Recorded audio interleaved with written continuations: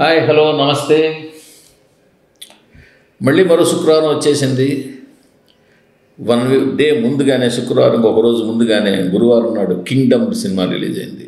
Vijay Devarakonda, Gautam Tinnanuri, sitar Nagavamsi combination. నేను combination ఎందుకు చెప్పాలంటే, ఇవాళ సినిమాలకి ఓపెనింగ్ రావాలంటే కాంబినేషన్ కూడా చాలా కీలకం అయిపోయింది. సో సినిమాకి ఎవరెవరు వర్క్ చేశారు, ఆ కాంబినేషన్ మీద కూడా కొంతవరకు ఓపెనింగ్ వస్తుంది. సో అందుకోసం కాంబినేషన్ చెప్పాల్సి వచ్చింది, అందుకని కాదు. సరే, ఆ విషయం పక్కన పెడితే, ఇప్పుడు ఒకప్పుడు మార్కెట్లో సినిమాల సంగతి పక్కన పెడితే మార్కెట్లో వస్తువులకి ట్రెండ్ ఎలా ఉండదంటే, లోపల వస్తువు ఎలా ఉన్నా సరే బయట ప్యాకింగ్ చాలా అద్భుతంగా ఉండాలి. అప్పుడే జనాలు ముందు ట్రై చేద్దామా అనే ఆలోచన కూడా వస్తుంది. ఇప్పుడు సినిమాలు కూడా అదే పరిస్థితి వచ్చేసింది. సినిమాలు కూడా కథ మామూలుగా చెబితే సరిపోదు, మామూలు కథని ఎక్స్ట్రాడినరీగా చెప్పాలి.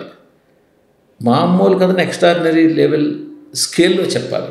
ఇప్పుడు అది కథగా చూసుకుంటే, ఓ అన్న తమ్ముడు చిన్నప్పుడు విడిపోయారు. అన్న ఎక్కడున్నాడో తమ్ముడికి తెలిసింది, వెళ్ళి వాడిని తెచ్చుకోవాలి. వెళ్తే అన్న బోర్డు బాధ్యతలతోటి ఉన్నాడు. ఆ బాధ్యతలన్నీ వదిలేసి నాతో వచ్చి అన్నాడు తమ్ముడు. నేను రాలేను అన్నాడు అన్న. అప్పుడు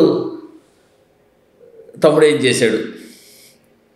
అన్నని బాధ్యతలను విడగొట్టాడా, లేకపోతే అన్నతో పాటు తను కూడా బాధ్యతలు మోసాడా? ఏం జరిగింది? ఇది ఒక సింపుల్ లైన్లో చెప్పుకుంటే కింగ్డమ్ కథ. బట్ దీన్ని ఇలా చెబితే సరిపోదు. ఇప్పుడంతా కూడా ఎక్కడికో వెళ్ళాలి, దేన్నో ముడిపెట్టాలి. సినిమా చివరిన ఒక డివోషనల్ టచ్ ఇస్తావా, మెథలాజికల్ టచ్ ఇస్తావా, లేకపోతే ఇంకోటి ఇస్తావా, షో ఫ్యాంటసీ చేస్తావా, దీని మీద. సో కింగ్డమ్ సినిమాని కూడా అందుకోసమే ఎక్కడో 100 ఏళ్ల క్రితం శ్రీకాకుళం కోస్తా తీరంలో స్టార్ట్ చేశారు. అక్కడ ఒక ట్రైబ్ వాళ్ళు బ్రిటిష్ వాళ్ళ కారణంగా జీవితాలు కోల్పోవడం, అందులో మిగిలిన కొంతమంది సముద్రంలో దారి తెలియకుండా వెళ్ళి శ్రీలంక తీరంలోకి వెళ్ళడం, అక్కడ శ్రీలంక తీరంలో ఉండడం, వాళ్ళనాడు శ్రీలంక కానీ ఇండియా కానీ గుర్తించకుండా ఉండడంతో వాళ్ళు బతకడం కోసం ఏదో ఒక బాధపడే పరిస్థితిలోకి వెళ్ళడం. నిజానికి ఇదంతా కూడా చెప్పకల్లా. శ్రీలంక ఇండియా మధ్యలో ఓ దగ్గర ఒక దీవిలో కొంతమంది ట్రైబల్స్ ఉన్నారు. వాళ్ళు ఏ దేశానికి చెందిన వాళ్ళు, ఏ దేశం వాళ్ళని యాక్సెప్ట్ చేయలేదు, వాళ్ళు తప్పని పరిస్థితుల్లో ఈ పని మీద ఉన్నారు అని చెప్పేస్తే సరిపోతుంది. కానీ అలా చెప్తే జనాలకి చాలు. ఇప్పుడు ఇవాళ రోజుల్లో ఎక్కడి నుంచి ఎక్కడికో తీసుకెళ్ళి ఏదో హై స్కేల్లో ముడిపెట్టాలి. సో అందుకోసం దర్శకుడు గౌతమ్ తిన్నూరి చేసిన పని ఏంటంటే, అక్కడికి వెళ్ళి శ్రీకాకుళం తీరం దగ్గర 100 ఏళ్ల క్రితం స్టార్ట్ చేసి ఇక్కడ తీసుకొచ్చాడు. మళ్ళీ అలాంటి సరిపోదు కాబట్టి ఓ చిన్న పిసరు పునర్జన్మ అని మనకు అనిపించేలాగా, లేకపోతే పునర్జన్మ కాదు కోయిన్సిడెంట్ అనిపించేలాగా మొత్తానికి ఏదో ఒక చిన్న కాన్సెప్ట్ ముడిపెట్టుకోవాలి. సో ఇలా ఇప్పుడు మీరు చూస్తుంటే కల్కి సినిమాలో చివరిన ప్రభాస్ క్యారెక్టర్ కర్ణుడు అనగానే హై వచ్చింది, ఆ కర్ణుడు లింక్ పెట్టగానే. అలాగే ప్రతి సినిమాకి చివరిన ఒక మైథలాజికల్ టచ్, ఒక డివోషనల్ టచ్, ఒక సోషియో ఫ్యాంటసీ టచ్ ఇస్తే ఆ వచ్చే హై వేరు. సో ఇప్పుడు ఈ కింగ్డమ్ సినిమాకి తమ్ముడు క్యారెక్టర్కి ముడిపెట్టిన ఇది అదే. ఇలా స్టార్ట్ అయిన సినిమా నాకైతే సినిమా స్టార్ట్ అయిన దగ్గర నుంచి ఇంచుమించు ఇంటర్వెల్ బ్యాంగు దాటి వరకు కూడా చాలా బాగా నచ్చింది. ఎందుకు నచ్చిందంటే, గౌతమ్ తిన్నూరి సినిమాని ట్రీట్ చేసిన విధానం. సాధారణంగా మనకి ఏం చేస్తారంటే, మనకు సినిమాల్లో ఉన్న ఒక మైనస్ ఏంటంటే, సినిమా తీసుకెళ్ళి శ్రీలంకలోనో లేకపోతే ఆఫ్రికాలోనో లేకపోతే ఇంకో దగ్గర స్టార్ట్ చేయొచ్చు, ఆ బ్యాక్డ్రాప్ తీసుకోవచ్చు. కానీ మనకు అక్కడికి వెళ్ళినా కూడా మన కళ్ళ ముందు వచ్చే క్యారెక్టర్లన్నీ కూడా మనకు రొటీన్గా మన కళ్ళకు ముందు ఉంటారు. మనకు ఎప్పుడు అలవాటు అయిపోయిన నటులే అక్కడ కనిపిస్తారు. అదే ప్రకాష్ రాజ్, అదే రావు రమేష్, అదే మురళీ శర్మ, అదే XYZ వీళ్ళే ఉంటారు ఆ క్యారెక్టర్లో కూడా. సో దాంతో మనకు ఆ యాంబియన్స్ కొత్తగా ఉండదు, కానీ సినిమా కొత్తగా అనిపిస్తుంది. బట్ ఇక్కడ గౌతమ్ తిన్నూరి ఏం చేశాడంటే, అసలు ఫస్ట్ దాన్ని బ్రేక్ చేశాడు. స్టార్టింగ్లో హీరో తప్పిస్తే కనిపించే నటులు 90% నటులు మనకు పరిచయం లేని కొత్త ఫేసులు తీసుకొచ్చారు. సాధారణంగా తమిళంలో ఇలాంటివన్నీ జరుగుతుంటాయి. ఎప్పటి నుంచో తమిళంలో ఏం చేస్తారంటే, ఆ నటుడు మనం చూస్తాం, ఆ సినిమాలో చూస్తే మళ్ళీ ఆ సినిమాలో మరి ఆ నటుడు మళ్ళీ మనకి ఎక్కడ కనపడ్డు. అరే కేవలం ఆ సినిమా కోసం వచ్చాడా, మళ్ళీ ఎక్కడ యాక్ట్ చేయలేదా అని చిన్న అనుమానం వస్తుంటుంది. అంత పెర్ఫెక్ట్గా వాళ్ళు కాస్టింగ్ చేస్తారు. సో ఇక్కడ గౌతమ్ తిన్నూరి చాలా ప్లస్ అయ్యాడు. స్టార్టింగ్లో తీసుకున్న పాత్రలో రకరకాల పాత్రలన్నీ కూడా ఆ పాత్రకు సెట్ అయ్యేవాళ్ళు, మనకు మరీ వెల్ నోటెడ్ ఫిగర్లు కాని వాళ్ళు అలా వీలైనంతవరకు తీసుకుని చేశాడు. సో అక్కడి నుంచి నడిపిన తీరు కూడా సినిమాకి వెళ్ళిన దగ్గర చాలా వరకు బాగా వెళ్ళాడు. వన్స్ ఎప్పుడైతే ఈ అన్న తమ్ముడు కలిసి పర్పస్ ఏదైతే అన్నకి తమ్ముడికి అన్నడు పర్పస్ తెలిసిపోయిందో అక్కడి నుంచి సినిమా మాత్రం జారింది. అంతవరకు సినిమా నడిచింది చక్క పద్ధతిగా. అక్కడి నుంచి సినిమా ఒక డ్రమ్ముని రోడ్డు మీద వదిలేస్తే అది దొర్లుకుంటూ వెళ్ళిపోతుంది. అది ఎలా వెళ్తుందంటే ఒక వేలో వెళ్ళదు, స్ట్రైట్కి వెళ్ళొచ్చు, పక్కకి వెళ్ళొచ్చు, ఇటు వెళ్ళొచ్చు. సో అలాగా కథ దాని చిత్తానికి వెళ్ళిపోయింది అక్కడి నుంచి. అది first of all. So logic పాయింట్లన్నీ తర్వాత చివరిలో మాట్లాడదాం. ముందు కథ గురించి మాట్లాడితే ఏమైందంటే, ముందు తమ్ముడితో స్టార్ట్ అయ్యి అన్న తమ్ముడు కలవడం అన్నది కీలకమైన పాయింట్ అయ్యి అన్న తమ్ముడు కలిసి తమ్ముడు అన్నని వెనక్కి రా అని అడిగిన దాకా కథ బాగా వెళ్ళింది. అక్కడి నుంచి కథ మాత్రం రకరకాలుగా వెళ్ళింది. ఇదంతా ఎక్కడికి వచ్చింది, సెకండ్ హాఫ్లో వచ్చింది. సెకండ్ హాఫ్లోకి వచ్చేసరికి సెకండ్ హాఫ్ మైనస్ అయింది. పైగా ఫస్ట్ హాఫ్లో చాలా పద్ధతిగా సెటిల్డ్గా జాగ్రత్తగా తీసిన చిత్రీకరణ కావచ్చు, లేదా హ్యూమన్ ఎమోషన్స్ కావచ్చు, యాక్షన్ సీన్స్ కానీ అవి సెకండ్ హాఫ్ వచ్చేసరికి ఆ లెవెల్లో క్యారీ చేయలేపాడు. సో యాక్షన్ సీన్స్ బాగానే ఉన్నాయి, యాక్షన్ సీన్స్ పక్కన పెడితే అది అయితే సాగదీసినట్టు లేకపోతే జంప్ అయిపోయినట్టు అయింది తప్ప పర్ఫెక్ట్ కాల్కులేషన్ మీద నడవాల సెకండ్ హాఫ్. ఈ జంపింగ్ అనేది కూడా నాకు అనిపిస్తుంది ఏంటంటే వీళ్ళు సెకండ్ హాఫ్లో కొంత 5 నిమిషాలు 10 నిమిషాలు నీడు కట్ చేసుకున్నారు. యాక్చువల్గా సెన్సార్ ఉన్న 2 hours 40 minutes 240 minutes ఎంతో సంథింగ్ ఉంది, అదైతే లేదు. సో ఒక పాట కూడా తీసేశారు, హీరోయిన్ల మధ్య సీన్లు కొన్ని తీసేసినట్టున్నారు. సో దానివల్ల ఆ జంప్ కనిపించింది. రెండోది ఏంటంటే కొన్ని చోట్ల అవసరమైన దానికన్నా ఎక్కువ సాగదీసినట్టు అనిపించింది. ఇవన్నీ కూడా సెకండ్ హాఫ్లోకే పడ్డాయి. దానివల్ల పైగా ఫస్ట్ హాఫ్ మనకి ఎలా ఉంటుందంటే ఎక్కడ వంక పెట్టడానికి వీలు లేకుండా అన్నట్టుగా ఫస్ట్ హాఫ్ సాగుతుంది. దానివల్ల మనం ఫస్ట్ హాఫ్ మీద మనం ఒక మంచి మోజుతో ఉంటాం. ఫస్ట్ హాఫ్ మీద ఉన్న మోజు సెకండ్ హాఫ్కి వచ్చేసరికి అలా లేకపోయేసరికి సడలిపోతుంది. అరే సెకండ్ హాఫ్ బాగాలేదురా, సెకండ్ హాఫ్ యావరేజ్రా, సెకండ్ హాఫ్ జారిపోయింది, ఇట్లాంటి మాటలన్నీ వినిపిస్తాయి. పైగా కథ విషయంలో కూడా గౌతమ్ కొన్ని చిన్న తప్పులు చేశారు. అసలు బేసిక్ పర్పస్ ఏంటి, తమ్ముడు వెళ్ళి అన్నని తీసుకురావాలి అన్నది కదా, దాని మీద దృష్టి పెట్టలేదు. ఇంకోలా వెళ్ళాడు. ఎలాగా, అన్నని తీసుకొస్తానని వెళ్ళిన తమ్ముడు అన్నం మోసే బాధ్యతలను తన భుజాల మీద వేసుకోవడము అన్నది ఒకటి. దీనికి ఇది చాలకుండా ఏం చేశాడు, చిన్న సోషల్ ఫాంటసీ టచ్ ఇవ్వడం.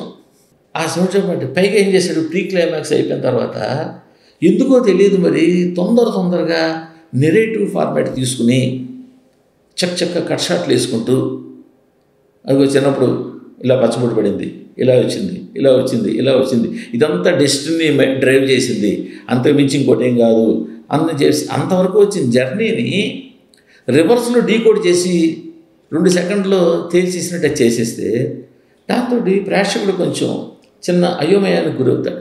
సో క్లైమాక్స్ అనేది ఎప్పుడు కూడా చాలా బలంగా ఉండాలి, కొత్తగా ఉండాలి, వీళ్ళందరికీ బలమైన ముద్ర వేయాలి. ఇక్కడ ఆ ముద్ర వేయలేకపోయింది కొంతవరకు, ఎందుకంటే నెరేటివ్ ఫార్మాట్లో తీసుకెళ్ళిపోవడం వల్ల.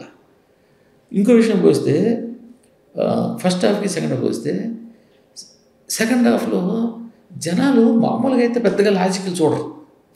అసలు కొంచెం పాపులర్ సినిమాలకి, కమర్షియల్ సినిమాకి, పెద్ద సినిమాలకి పెద్దగా లాజికల్ అడగరు. కానీ కొన్నిసార్లు చిన్న విషయాన్ని కూడా లాజికల్గా చూస్తారు జనం. హీరోకి హీరోయిన్కి పెద్దగా పరిచయం లేకుండానే చాలా కీలకమైన ఘట్టంలో హీరో వెళ్ళిపోయి హీరోయిన్ ఇంట్లో తాగి ఆమె దగ్గర ఉండిపోయి అంత చనువు వాళ్ళిద్దరికి ఎప్పుడు వచ్చిందని మనకు కనపడదు. ఎందుకు, సినిమా జంపులు ఉన్నాయని చెప్పాను కదా, ఎక్కడో ఎడిటింగ్ ఫాల్లో తీసేశారు కొన్ని. ఆ తీయడం వల్ల, ఈ సీన్ పెట్టడం వల్ల దీని ముందు సీన్ లేకపోవడం వల్ల ఇంకొక విషయం ఏంటంటే సాధారణంగా మనకున్న పెద్ద సమస్య ఏంటంటే 2 పార్ట్లు సినిమా చేస్తే అది మొట్టమొదటి డే 1 చేసుకున్నా లేదు పెర్ఫెక్ట్గా ప్లాన్ చేసుకున్న వేరు, కానీ అలా కాకపోయి ఉంటే ఫస్ట్ పార్ట్ మీద ఎప్పుడూ రిమార్క్ పడుతుంది. బాహుబలి పాస్ అయిపోయింది, కానీ బాహుబలిలో కూడా ఫస్ట్ పార్ట్ మీద వచ్చిన రిమార్కులు ఏమొచ్చాయి, అరే ఎమోషన్ సరిపోలేదు రాజమౌళి ఎమోషన్ అని. ఎందుకంటే బికాస్ ఆఫ్ ఆయన సెకండ్ పార్ట్కి ఎంతో రిజర్వ్ చేసి ఉంచుకున్నాడు. సో దేవరా 1 కూడా ఇదే ప్రాబ్లం వచ్చింది. దేవరా 2కి ఆయన ఎవరు రిజర్వ్ చేసి ఉంచుకున్నాడు.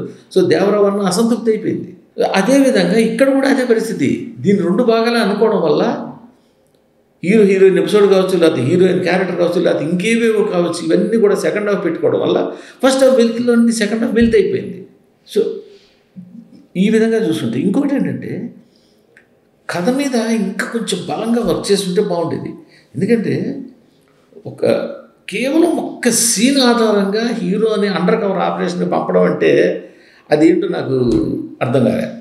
కేవలం ఒక్క సీన్ ఆధారంగా ఒక హైరప్ని ఎదిరించాడు, ఒక కామన్ మ్యాన్ కోసం ప్రొటెక్ట్ కోసం హీరో వెళ్ళాడు. అది చూసి ఇన్స్పైర్ అయిపోయి వీడి సరైన క్యాండిడేట్ వీడినే అండర్ కవర్గా పంపిద్దాం ఒకటి. రెండోది అక్కడ మాఫియా అనేది ఒకటి ఉంది, దాన్ని తొదముట్టించాలి. మాఫియాకి సాయం చేసేవాడు ఉంటారు, వాళ్ళని తొదముట్టించాలనుకోవడం ఏంటి, నాకు అది అర్థం కాల. ఎందుకంటే మాఫియాకి ఒక దీవిలో ఉన్నవాళ్ళు ఎవరో సాయం చేస్తున్నారు, సరే నువ్వు వాళ్ళందరినీ చంపేస్తావు, ఓకే అయిపోయింది. అప్పుడు మాఫియా కొత్త వాళ్ళు ఎత్తుకోదా? మాఫియాని కదా చంపాలి ముందు. దీవిలో వెళ్ళిన వాళ్ళలో నువ్వు వాళ్ళకి ముళ్ళు పెట్టి వాళ్ళు చంపుతానని ఆఫీసర్ అనుకోవడం ఏంటో అది లాజిక్గా, లేకపోతే నేనేమైనా మిస్లీడ్ అయినా లేదా మిస్ అయ్యానా తెలియదు. నువ్వు అండర్ కవర్తో చేయించాలి ఏంటి, అసలు మాఫియాని లేపియాలి. అసలు అండర్ కవర్గా చెప్పిన లక్ష్యం వేరు ఏంటి, ఒకటేదో ఒక టార్గెట్ ఉంది, దాన్ని మనం స్టాప్ చేయాలి, అందుకోసం నువ్వు వెళ్ళు. వీడికి చెప్పింది మీ అన్న అక్కడ ఉన్నాడు మనం తెచ్చుకో. ఈ 2 వదిలేసేసి దీవిని, పైగా ఆ దీవిని చూసింది, దీవికి గట్టిగా తిప్పి కొడితే ముందు ఒక్కోసారి 20-30 మంది కనిపిస్తుంటారు, 100 మంది కనిపిస్తారు, 1000 మంది కనిపిస్తుంటారు, రకరకాలుగా కనిపిస్తుంటారు. పైగా ఎంత రీజన్ చెప్పినా మగవాళ్ళు వెనక్కి వస్తారని చెప్పి ఉద్దేశంతో వాళ్ళని ఆడవాళ్ళని బయటికి రానివ్వరు. ఇవన్నీ కూడా కొంచెం కథని కానీ స్క్రీన్ ప్లే కానీ పెర్ఫెక్ట్గా అల్లుకోవడంలో చిన్న చిన్న లూప్హోల్స్ జరిగాయి. వీటన్నిటి కారణంగా సెకండ్ హాఫ్ మీద మైనస్ మార్కులు పడ్డాయి. ఇదే కనుక ఫస్ట్ హాఫ్ లెవెల్లో సెకండ్ హాఫ్ ఉంటుంటే సినిమా నెక్స్ట్ లెవెల్. ఇప్పుడు ఇవాళ సినిమాకి మంచి ఓపెనింగ్ వచ్చింది. దాకా ముందు స్టార్టింగ్లో నేను చెప్పినట్టే because of Gowtam Tinnanuri, Jersey, Vijay Deverakonda మంచి ఫ్యాన్ ఫాలోయింగ్ ఉన్న హీరో, 3 సితారా, ఇప్పుడు వరుస పెట్టి సక్సెస్ కొడుతున్న బ్యానరు. సో ఈ కాంబినేషన్ అనేది ఖచ్చితంగా ఒక అంచనా ఉంది, మంచి ఓపెనింగ్ తీసుకుంది. సినిమా ఇంకా ముందు కూడా వెళ్ళొచ్చు, ఇంకా బ్రహ్మాండంగా ఆడవచ్చు. అది వేరే ఫ్యాక్టర్. దాని గురించి నేను కామెంట్ చేయడం కానీ అది ఆడదాని కదని చెప్పేది. నేను చెప్పేది కథ గురించి తీసుకొస్తే కథ మీద గౌతమ్ ఈ సినిమాలో ఎందుకో అంత కసరత్తు బలంగా చేయలేకపోయాడు అని నాకు అనిపిస్తుంది. పైగా ఈ సినిమా మీద చాలా సినిమాలు ఇన్ఫ్లుయెన్స్ పడిపోతున్నట్టు కామన్ మ్యాన్ కూడా తెలిసిపోతుంది. ఇప్పుడు జెర్సీ మూమెంట్ తెలిసిందే, ట్రైన్ దగ్గర 2 చేతులు పైకెత్తి నాని గట్టిగా షౌట్ చేసే ఇది. సో అలాంటి సినిమాలు విజయ్ దేవరకొండ ఎందుకు పెట్టాలి నాకు అర్థం కాదు. ఇమీడియట్ సినిమాలు ఇంక మీద ఏదో కొత్తగా ఆలోచించవచ్చు కదా. అలాగనే విలన్ తండ్రి గెటప్లోకి బయటకు వస్తాడు, తండ్రి వేసుకుని బట్టలు వేసుకుని జోళ్ళు వేసుకుని. ఆ సీన్ అలా తీసింది ఎలా ఉంటుందంటే క్షత్రియపుత్రుడిలో కమల్ హాసన్ శివాజీ గణేషన్ సీన్ గుర్తుకొస్తుంది, ఫ్రేమ్ బై ఫ్రేమ్ అదే. అలాగనే కేజీఎఫ్, సలార్ ఇన్ఫ్లుయెన్స్ ఆ సిండికేట్ మీద వాళ్ళందరూ పుష్ప వీటి ఇన్ఫ్లుయెన్స్ కనిపించేస్తుంది. ఆ మాఫియా సినిమా అంటే ఇదివరకు మాఫియా సినిమా అలా లేవు కదా. ఈ సలారు, కేజీఎఫ్, పుష్ప వచ్చిన తర్వాత మాఫియాకు సిండికేట్ అనే ఫార్మాట్ వచ్చింది. ఇలాగా చాలా సీన్లలో గౌతము వేరే సినిమాలని రెఫరెన్స్లు తీసుకున్నాడనే మాట పడిపోయాడు. అంత మంచి దర్శకుడు, అంత మంచి స్టామినా ఉన్న దర్శకుడు, అంత మంచి విషయం ఉన్న దర్శకుడు ఇలా రెఫరెన్స్లు తీసుకోకూడదు. తన స్టైల్లో తను కొత్తగా ఆలోచించాలి. దీన్ని నేనైతే ఈ ఫ్రేమ్ నేను ఎలా చూపిస్తాను, ఈ ఫ్రేమ్ నేను ఎలా చేస్తాను అని ఆలోచించాలి. హీరోకి ఒక సీన్లో హీరో ఎలా గుర్తుపడతారు వీరు పరిచయం ఇస్తే అవన్నీ కలేజాలో మహేష్ బాబు కోసం త్రివిక్రమ్గా రాసుకున్న డైలాగులు గుర్తుకొస్తాయి. ఇక ప్రతిదీ రిఫరెన్స్లు. సో ఈ సినిమాకి లోటు ఏం జరగల. అనిరుద్ధ్ చాలా మంచి బ్యాక్గ్రౌండ్ స్కోర్ ఇచ్చాడు. ఈ మధ్య అంతా మనకి బ్యాక్గ్రౌండ్ స్కోర్ అంటే దబ్బి సౌండ్ పొల్యూషన్ అయిపోయింది, అలవాటు ఎక్కువ అయిపోయింది. బట్ అలా కాకుండా ఈ సినిమాలో చాలా స్మూత్ బ్యాక్గ్రౌండ్ స్కోర్ ఇచ్చి ఎక్కడ లేపాలో ఆ ఒక్క దగ్గర మాత్రం లేపుతూ చాలా బ్యాక్గ్రౌండ్ స్కోర్ ఇచ్చాడు. ఫోటోగ్రఫీ చాలా బాగుంది, మంచి లొకేషన్స్, కొత్తగా మనకి ఒక కొత్త సినిమా తీస్తున్నాను ఫీలింగ్ ఇచ్చేలాగా మంచి మంచి లొకేషన్స్, కొత్త నటులు, విలన్గా వేసిన మలయాళీ నటుడు వెంకటేష్, ఇలా ప్రతి విషయంలో చాలా జాగ్రత్త పెట్టారు. సినిమాకి ప్యాకింగ్ పర్ఫెక్ట్ కుదిరింది. డబ్బులైతే లోటు లేకుండా దాదాపు 130 కోట్ల రూపాయలు ఈ సినిమా ఖర్చు పెట్టారు. అందువల్ల ఆ సినిమా చాలా స్క్రీన్ మీద ఒక విజువల్గా బాగా ఉంది. ఇన్ని బాగున్న మీదట కథ కూడా ఇంకొంచెం బలంగా ఉండి, స్క్రీన్ ప్లే సెకండ్ హాఫ్లో ఇంకా బలంగా ఉండి, ఆ ఎడిటింగ్ జంప్స్ కానీ ఎడిటింగ్ ల్యాబ్స్ కానీ లేకుండా ఉంటే ఈ సినిమా ఇంకా మంచి సినిమా అయ్యి ఉండేది. ప్రస్తుతానికి ఏమైందంటే ఫస్ట్ హాఫ్ బాగుందిరా, సెకండ్ హాఫ్ చాలా బాగుంది, సెకండ్ హాఫ్ అంత లేదు అనడం ఒకటి. రెండోది కామన్ ఆడియన్స్ కూడా లాజికల్ గురించి మాట్లాడే పరిస్థితి. సరే ఇన్నాళ్ళు లాజిక్ గురించి ఎవరు మాట్లాడుతుంటారు, నా బోటి క్రిటిక్లో ఎవరెవరో లాజికల్ మాట్లాడతారు. మీకు లాజికల్ పడతాయి కానీ కామన్ ఆడియన్స్ లాజికల్ పట్టమని అనడం మన వాళ్ళకి కామన్. బట్ ఈ సినిమా కామన్ ఆడియన్స్ కూడా లాజికల్ చేస్తున్నారు. ఎందుకంటే ఆ కీలకమైన వాటిలో సో బట్ యాక్టింగ్ వరకు వస్తే మటుకు విజయ్ దేవరకొండ మంచి పెర్ఫార్మర్గా మరోసారి ప్రూవ్ చేసుకున్నాడు. సత్యదేవ్ చాలా నాకు మన ఇష్టమైన నటుల్లో సత్యదేవ్ మంచి వాయిస్ ఉంటుంది, మంచి బాడీ లాంగ్వేజ్. సత్యదేవ్ కూడా చాలా బాగా చేశాడు, ఆ విలన్ బాగా చేశాడు. సరే మిగతా వాళ్ళ క్యారెక్టర్లు చిన్న చిన్న క్యారెక్టర్లు కాబట్టి వాళ్ళకి పెద్ద క్యారెక్టర్ లేదు. బట్ ఒక మంచి ప్రయత్నం అయితే జరిగింది, ఒక మంచి సినిమా తీయడానికి ట్రైల్ అయితే జరిగింది. సో దీనికి పార్ట్ 2 ఉంటే అందులో ఈ ల్యాబ్సెస్ అన్నీ సవరించుకుని మంచి పార్ట్ 2ని మనకు అందిస్తారని ఆశిద్దాం.